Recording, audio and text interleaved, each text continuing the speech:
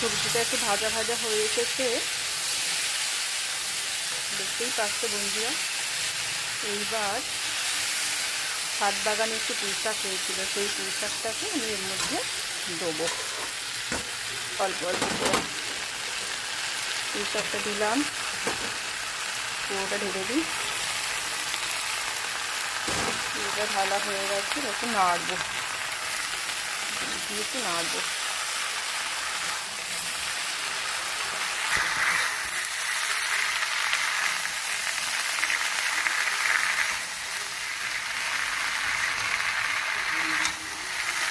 কিছুক্ষণ ঢাকা দিয়ে রাখলে সুন্দর হবে এটা। কিছুক্ষণ ঢাকা দিয়ে রাখলে অল্প হয়ে যাবে সবজিটা, সব মশলা দেওয়াই আছে। এবার ঢাকা চাপা দেবো এটাতে।